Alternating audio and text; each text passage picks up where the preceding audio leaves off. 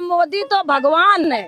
मोदी जैसा तो कोई है ही नहीं। हम तो ये कहते हैं मोदी जी जैसा आदमी ना हुआ है ना होगा आगे चल के। मैं ये बात दावे से कह रही हूँ। रोजगार नहीं दे पा रही। ये जो हमारे नए भाई बहन इतने अच्छे पढ़े लिखे घूम रहे हैं, भ्रष्टाचार कैसे खत्म हो जाए? हम ही फैलाते हैं, हम ही कहते हैं कि भ्रष्टाचार है।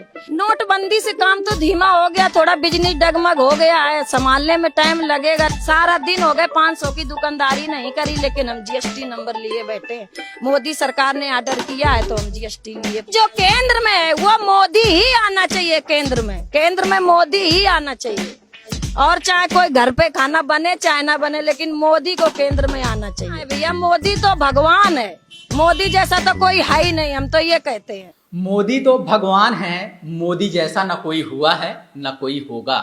ये दावा है एक महिला का, राजधानी दिल्ली की एक महिला का, जो मानती हैं कि मोदी हर मोर्चे पर नाकाम है, फिर भी मोदी तो भगवान है।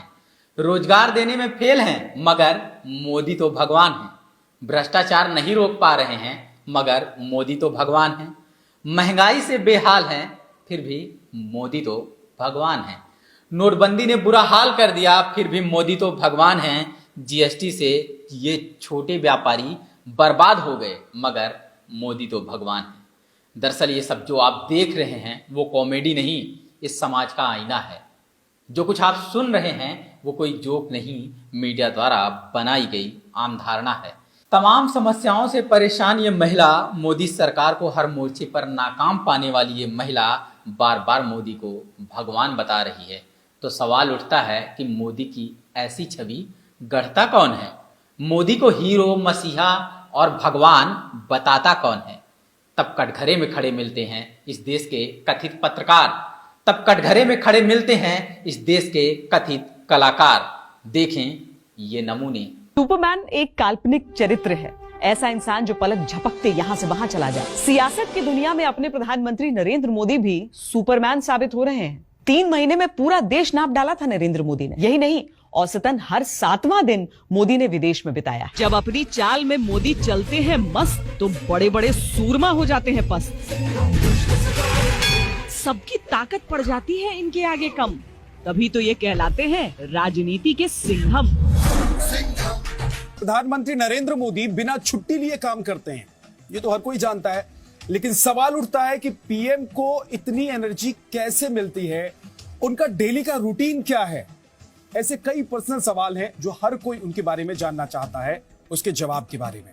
लोग जानना चाहते हैं कि पीएम मोदी कितने घंटे सोते हैं, सोने से पहले क्या करते हैं, सुबह उठकर सबसे पहले उनका काम क्या होता है और क्या करते हैं वो। क्या पीएम जब कहीं भी दौरे के लिए जाते हैं तो उनका रसोइया उनके साथ होता है? पीएम का पसंदीदा दिन कौन सा है? ऐसे कई सवाल हैं जो आप जानना चाहते हैं, जिनका जवाब आज पीएम मोदी खुद इन सवालों का जवाब देंगे। मोदी जी, आखिरी सवाल ये है, आप फकीरों की तरह रहते हैं, आप फकीर अपने आप को बताते हैं, और दूसरी तरफ आपका परिवार भी इतना बड़ा, 100-125 करोड़ का आपका परिवार है। छुट्टी आप कभी नहीं लेते, और मैंने ये सुना है कि जब आप विदेश दौरे पर जाते हैं तो रात में ट्रैवल करते हैं, कहीं आप रात में रुकते नहीं हैं, हवाई जहाज में आप अपनी रात बिताते हैं। तो ये एज में अभी इतनी एनर्जी आप कैसे लेकर आते हैं? क्योंकि आपकी उम्र में बाकी लोग शायद कल्पना भी नहीं कर सकते। और आज आपकी एनर्जी ऐसी है कि कोई देश के जो युवा हैं उनको भी शायद शर्म आ जाए। मैंने ये आंकड़े तो सब इस तरफ रख दिए हैं, अब आपसे और कुछ पूछना नहीं है। बस यही था कि कभी आप जब हवाई जहाज से बाहर खिड़की की तरफ देखते होंगे तो कभी आपको अपने बारे में भी कभी लगता है आपको, जब आप सोचते होंगे देश के प्रधानमंत्री के तौर पर भी और ऐसे भी, कि आप कहाँ से होते अब आज आप कहाँ आ गए। विश्व में आपको टॉप 3 नेताओं में आपको गिना जाता है। अलग अलग सर्वेज आपके बारे में आ रहे हैं, इतना सोशल मीडिया पर इतनी ज़बरदस्त आपकी फॉलोइंग है।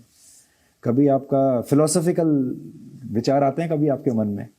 पहली बार आपको मिला था प्रधानमंत्री बनने के बाद, तब भी मेरे मन में यही सवाल था कि इतने बड़े घर में आप अकेले कैसे रहते हैं?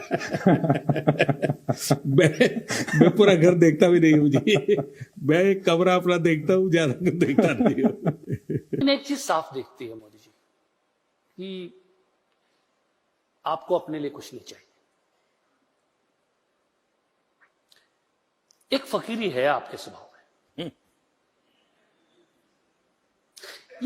ये कहां से आई? क्या आप हमेशा से ऐसे ही थे या धीरे धीरे धीरे धीरे फकीरी आती चली गई?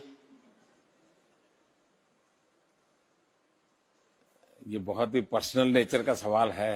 नहीं मोदी जी, ये एक जरूरी सवाल है। क्या हमारे प्रधानमंत्री आम खाते हैं? ये भी उसका क्वेश्चन है कि आम खाते हैं, और अगर खाते हैं तो क्या काट के खाते हैं या ऐसे गुठली के साथ खाते हैं? मतलब होता है ना, वॉश बेसिन के ऊपर खड़े होके गुठली के साथ आम खाना, उसका मजा ही कुछ और होता है। तो मैं जानना चाहूंगा कि आप आम खाते हो? मोदी जी, ये इस सवाल को पूछने पर हो सकता है बड़ी आलोचना हो, लेकिन मैं पूछना चाहती हूँ। मैं भी एक इंसान हूँ, सुमित भी इंसान है, आप भी इंसान है, मेरी भी दो आंखें हैं, आपकी भी दो आंखें हैं। मैं भी कई बार ऐसा होता है थक जाती हूँ, और मैं ये कहती हूँ कि बहुत थकान होगी, अभी नहीं होगा। सच बताइए, why don't you get tired? आप थकते क्यों नहीं हैं? आप बहुत ज़्यादा पजेसिव हैं अपनी कुर्सी को लेकर? आपको मजा आता है काम करने में, या कोई टॉनिक वगैरह आप ले रहे हैं? क्या राज क्या है? यहाँ तो पत्रकारों के रूप में ऐसे मोदी भक्त छुपे हुए हैं जो मोदी को भगवान जैसा नहीं बल्कि सीधे सीधे भगवान बता देते हैं। वाराणसी में गंगा किनारे पीएम मोदी के लिए गए इंटरव्यू में आज तक की श्वेता सिंह उनकी तुलना भागीरथ से कर देती हैं। मोदी को आधुनिक भागीरथ करार दे देती हैं। वही भागीरथ जो हिंदू मान्यताओं के लोगों के लिए भगवान तुल्य हैं, वही भागीरथ जिनके बारे में धार्मिकों में आम धारणा है कि स्वर्ग से गंगा को धरती पर लेकर आए हैं। देखें मोदी को भगवान बताने वाले गोदी मीडिया पर हमारी एक रिपोर्ट। ऐसे नेता जो जब सियासत में आए तो राजनीति के नियम बदल दिए, जब सत्ता में आए तो कूटनीति अर्थनीति के नियम बदल दिए। उनके लिए हमने इंटरव्यू के नियम बदल दिए और उन्हें उनके ही चुनाव क्षेत्र वाराणसी में लेकर आए हैं। नरेंद्र मोदी जी, बहुत स्वागत। आपका जब महामना से लेकर मां गंगा तक का जो पूरी यात्रा थी, आपका नामांकन लग रहा था जैसे बनारस वासी जो है वो एक उत्सव की तरह वो मना रहे हैं। ऐसा लग रहा है जैसे हम हिंदुस्तान के कैपिटल के मुख्य मार्ग पे चल रहे हैं। आपके विरोधी मैदान छोड़ कर जा रहे हैं वाराणसी में, आपके सामने खड़ा कोई नहीं है अब वैसा। आपको ये लगता होगा कि एक भागीरथ थे जो गंगा जी लेकर आए, जो दोबारा गंगा जी को साफ कर पाएगा वो आज का भागीरथ ही कहलाएगा।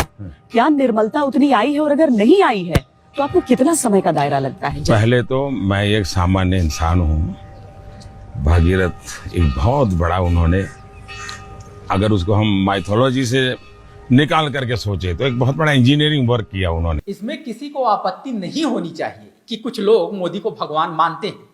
अगर किसी की गलत धारणा भी है तो उसके इजहार की उसे पूरी आजादी होनी चाहिए, लेकिन हमारी आपत्ति इस बात से है कि ये धारणा कोई और बना रहा है जिसे हम मीडिया कहते हैं।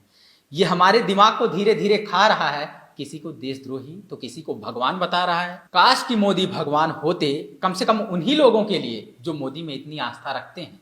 काश मोदी रोजगार के मोर्चे पर अभी तक सबसे ज्यादा नाकाम ना होते, 2 करोड़ रोजगार का वादा करके लाखों के रोजगार ना छीन लेते, बेरोजगारी कम कर सकते, इसे किसी कीमत पर बढ़ने न देते। काश मोदी का सबसे बड़ा फैसला नोटबंदी सफल हो जाता और ये कोई घोटाला ना होता। मोदी द्वारा लगाई गई जीएसटी छोटे व्यापारियों की बर्बादी की वजह ना बन जाती। काले धन की वापसी और भ्रष्टाचार का खात्मा सिर्फ चुनावी जुमला ना होता। काश मोदी भगवान होते उन्हीं के लिए जो उन्हें मानते हैं, ना कि उनके लिए जिनके चैनलों को इनडायरेक्टली कंट्रोल करते हैं, ना कि उन पत्रकारों के लिए जो दिन रात मोदी मोदी का जाप करते रहते हैं, आम आदमी को मुद्दे से भटकाते रहते हैं और व्यक्ति विशेष का भक्त बनाने की कोशिश में पूरी तरह से लगे रहते हैं।